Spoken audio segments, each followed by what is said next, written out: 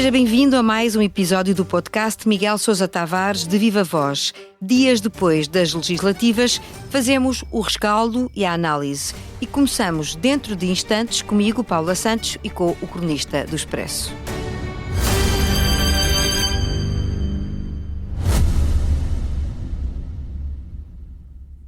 Fui deputado da oposição, fui jornalista e primeiro-ministro. Fundei um jornal e a primeira televisão privada em Portugal.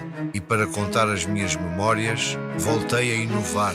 Memórias de Francisco Pinto Balsemão, um podcast inovador baseado no livro homónimo, narrado por voz em inteligência artificial. Disponível em expresso.pt e nas plataformas de podcast. Expresso. Liberdade para pensar.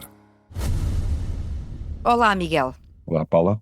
32,7% para a AD, 23,4% para o PS, 22,6% para o Chega. As contas só ficam fechadas com a contagem final do voto dos imigrantes, mas este foi o cenário que resultou para já das eleições de domingo. E com isto, o mundo político, sobretudo o socialista, agita-se.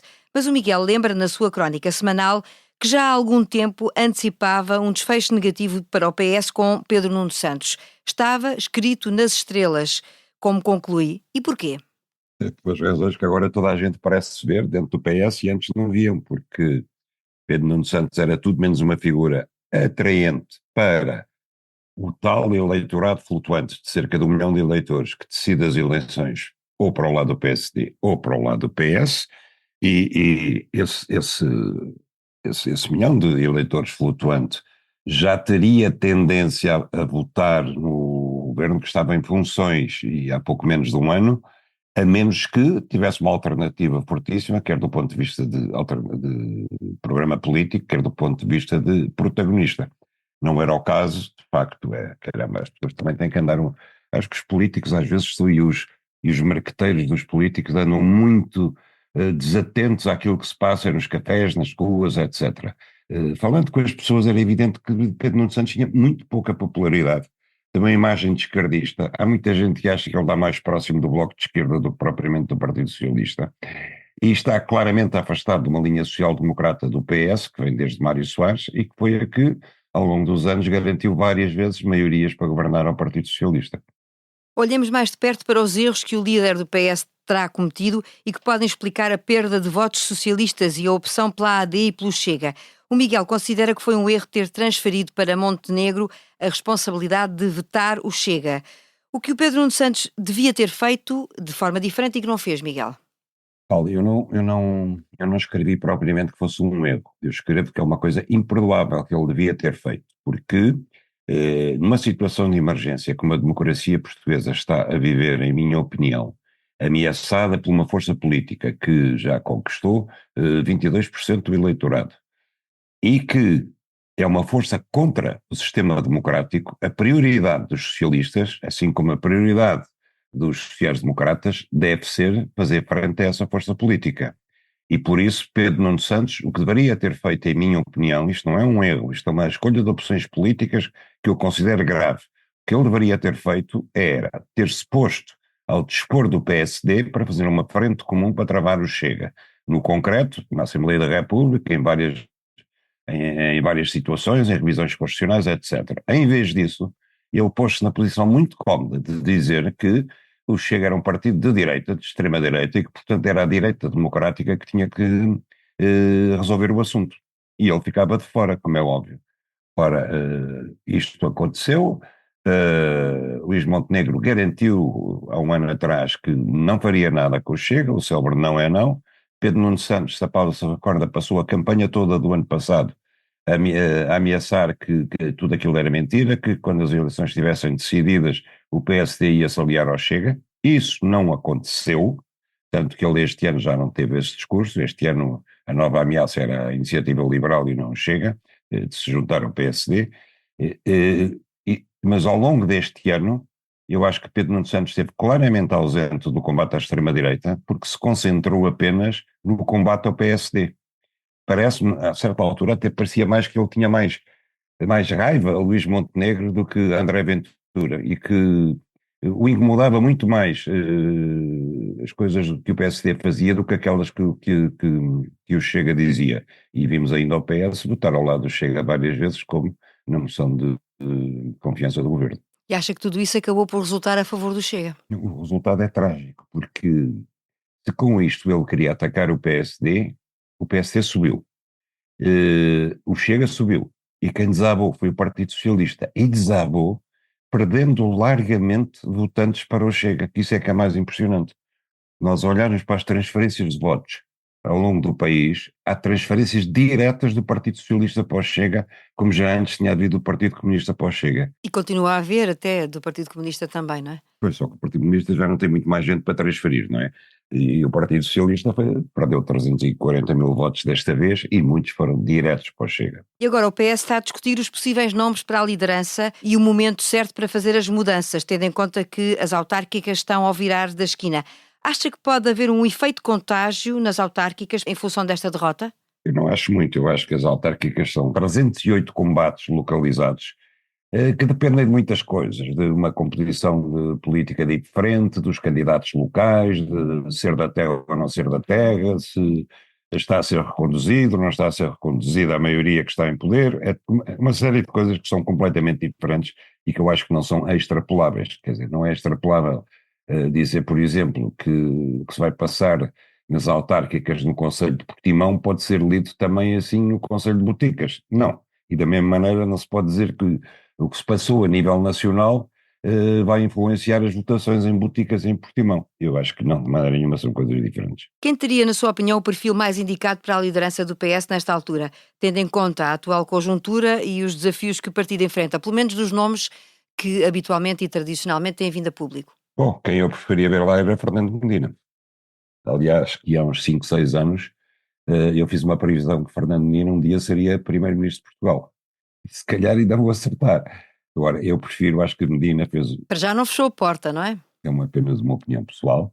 Medina fez um excelente lugar na Câmara Municipal de Lisboa, até por comparação com o Carlos Moedas, e foi um belo ministro das Finanças. Acho mesmo que, para a maioria da AD, há dois nomes no PS que abalariam claramente o tom do triunfalismo em que a maioria está a viver. Um era Fernando Medina, o outro, eu creio que não é militante do PS, mas é próximo, seria Mário Centeno. José Luís Carneiro, que é uma pessoa que aparentemente já estará mais perto da linha de partida. Acha que pode ser um líder mais transitório, admitindo que avança, não é? Não sabemos. Acho que José Luís Carneiro seria o menos mau de todos os outros, mas daí a ser um bom candidato vai uma diferença, que eu não sei se ele será capaz de o fazer ou não. Quer dizer, o que ele tem no currículo é o exercício de um mandato como Ministro da Administração Interna, que não foi mau, foi bom, mas de resto não sabemos muito mais coisas sobre ele. Sabemos também que faz parte da linha moderada do Partido Socialista que foi derrotada por Pedro Nuno Santos e com este resultado trágico. Há outros do PS, Francisco Assis, que depois se juntaria a Pedro Nuno Santos, mas Sérgio Sousa Pinto, Fernando Medina, esses são os que não, e José Luís Carneiro são os que não podem ser responsabilizados pela linha política seguida por Pedro Nuno Santos e que desabou nesta catástrofe eleitoral para o Partido Socialista. Aguardemos então por essas notícias no Partido Socialista mais para a frente. Olhemos para o restante quadro eleitoral. A AD cresceu, mas não o suficiente para depender de si própria apenas ou de uma eventual coligação. Acha que corre o risco o país de voltar a ter novas eleições daqui a um ano? Não, acho que não, Paulo, acho que não, porque quer dizer, acho que toda a gente aprendeu a lição, até André Ventura diz que vai-se bater pela estabilidade, etc. Agora, deixa-me dizer uma coisa, eu acho que a vitória da AD, que é incontestável, fica aquém daquilo que seria normal esperar, ou pelo menos que seria normal que os seus apaniguados desejassem. Porquê? Porque o Partido Socialista estava como estava, fez uma má campanha eleitoral, em minha opinião, e um governo em funções que tivesse perdido o poder, eu não posso dizer que ele foi derrubado, porque foi o Luís Montenegro que se pôs a jeito, quase convidou os outros a derrubarem porque ele queria eleições. Mas nesta conjuntura, eu acho que a vitória da AD deveria ter sido bem maior, mas não. Quem capitalizou a derrota do PS foi sobretudo o Chega, não foi a AD. Acho que a AD deve ter crescido muito pouco à conta do Partido Socialista, fixou o grosso, os votos do tal milhão de eleitores do centro flutuantes, isso é evidente, mas isso já tinha grande parte deles do ano passado, mas não foi roubar a parte restante aos socialistas. Quem roubou foi o Chega. Eu acho que a vitória de Montenegro devia ter sido maior e não tenho dúvidas que o caso Spino Viva contribuiu para que não fosse maior, porque para além de ter que acreditar nas políticas de um partido, os votantes também têm que acreditar no perfil para liderar e no perfil ético, político, pessoal de quem vai liderar essa maioria. E ainda não falámos do Chega, propriamente. Ao sair reforçado, acha que o partido e André Ventura vai acabar por condicionar, pelo menos tentar condicionar cada vez mais o governo? Eu não sei dizer bem, Paula, porque é assim, até agora o Chega tem sido, como durante muito tempo foi o Bloco de Esquerda, apenas um partido de contestação, não um partido de construção. Repare que nós praticamente não sabemos nada sobre as políticas do Chega, só sabemos que ele quer expulsar imigrantes, o que seria um suicídio económico. Sabemos que o seu programa económico era o segundo mais caro, a seguir ao do Partido Comunista, mas, por exemplo, as coisas que André Ventura fala, às vezes, o caos na saúde, ele não tem nenhuma proposta para resolver, reformas de justiça, não tem nenhuma proposta, posição de Portugal na Europa, a mesma coisa, os temas importantes nós não sabemos. E, para quem diz que está disposto a governar e que está pronto para governar e que, aliás, vai criar já um governo de sombra, que eu estou muito curioso de conhecer, porque há uma coisa no Chega, é que o Chega continua a ser, menos, mas ainda continua a ser, o partido um homem só. Quem é que nós conhecemos que se destaque no Chega? Do ponto de vista civil, profissional. Está lá algum grande empresário? Está lá algum grande arquiteto? Algum grande engenheiro? Um matemático? Um médico? Um escritor? Um pintor? Está lá alguém que se destaque na sociedade? Não, ninguém. Portanto, é difícil ser-se um partido de poder, mesmo apelando a um eleitorado que apenas 20% tem formação universitária, que é o eleitorado do Chega, é difícil não haver ali alguns nomes, 4, 5 nomes que a gente disse, bem, este tipo era capaz de dar um bom ministro da administração interna, este era capaz de dar um bom ministro da justiça. O Chega tem zero, não tem ninguém. Até agora, pode ser que agora, com estes deputados que conquistou, apareçam novidades. Mas aquilo que vimos até agora, quer dizer, aquilo que destacou o grupo parlamentar do Chega foi ter um deputado ladrão de malas, não foi nada mais do que isso. O que convenhamos que é muito pouco. Mas tendo em conta o peso que ganhou, vai ter que ser olhado pelo lado da AD e do Luís Montenegro de outra forma.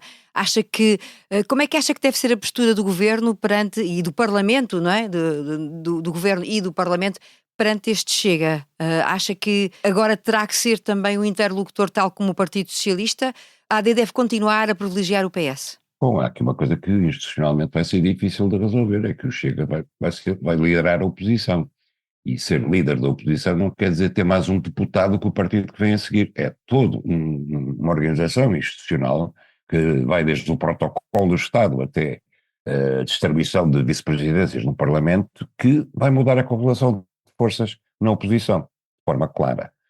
O que é que o governo pode fazer em relação a isso? Bom, eu se estivesse no lugar do governo, eu ignorava o Chega, mas para isso, volto atrás, para isso era preciso que houvesse uma concertação estratégica e política com o Partido Socialista. Agora, ficar o governo isolado, a AD isolada, a combater o Chega à direita e o resto à esquerda, eu parece-me que é missão, não direi impossível, mas é uma missão injusta para atribuir toda junta à AD. E para concluirmos este tema, pergunto-lhe só, pela CDU e pelo Bloco de Esquerda, que saíram castigados pelos eleitores, que lições é que podem tirar, Miguel? O Bloco de Esquerda está em meditação. O Partido Comunista já se percebeu que não tira lição nenhuma, porque 2 dias depois já estava a anunciar uma moção de rejeição ao programa do governo, quando ainda não existe programa, nem existe governo. Exatamente o que aconteceu no ano passado. Exatamente. Ora, isto é verdadeiramente patético, quer dizer, o Partido Comunista não entendeu, não quer entender, eles continuam numa situação, num mecanismo que eu acho que é uma coisa patológica, que devia ser estudado em psicanálise, de tentar negar a realidade. Quer dizer, isto parece, o Partido Comunista faz-me lembrar a anedota daquele tipo que vai na autoestrada, não sei se a Paula sabe, ouve na rádio, cuidado que vem um carro em contramão na A2, e ele diz, não, vêm todos. Quer dizer, o Partido Comunista é igual, é a mesma coisa, o mundo inteiro está errado e ele está certo. mesmo que atualmente essa sua verdade, essa sua convicção se traduz em 3 deputados num hemiciclo de 230. Quando só tiver um deputado, presumo que continuará a dizer o mesmo, mas aquilo, como eu digo, já é uma questão patológica, já não é uma questão política. Numa semana dominada pelas eleições, o tema preenche naturalmente quase toda a nossa conversa, mas há sempre espaço para o improviso e para um olhar para a situação no Médio Oriente. O governo português convocou o embaixador de Israel em Lisboa após o ataque israelita a uma comitiva diplomática na Cisjordânia, onde seguiam vários representantes europeus, incluído o embaixador português Frederico Nascimento. Isto horas depois de uma advertência da União Europeia a Israel em função da catástrofe humanitária em Gaza, com o bloqueio à ajuda internacional. Os apelos e as críticas internacionais multiplicam-se, mas não parecem até agora colher frutos. É preciso endurecer o discurso e as respostas, Miguel? Ela deixaram a besta à solta e ela agora não se contém, como é óbvio. Durante 1 ano e meio, a Europa esteve a assistir ao massacre dos judeus palestinianos em Gaza de braços cruzados. E repare que mesmo agora, aquilo que Bruxelas decidiu, que a reunião dos ministros estrangeiros anteontem decidiu em Bruxelas, foi que ia nomear uma comissão para investigar se havia violação do direito humanitário e dos direitos humanos em Gaza. Porque só depois disso é que poderia considerar suspender o acordo de cooperação entre a União Europeia e Israel. Ora, é absolutamente extraordinário que seja preciso uma comissão para investigar se há violação dos direitos humanos. 60 mil mortes depois, com 14 mil crianças ameaçadas de morrerem de fome até hoje, é verdadeiramente incrível. Quer dizer, eu acho que quando esta comissão terminar os seus trabalhos, terá que concluir que não há violação de direitos humanos, porque já não há ninguém vivo em Gaza.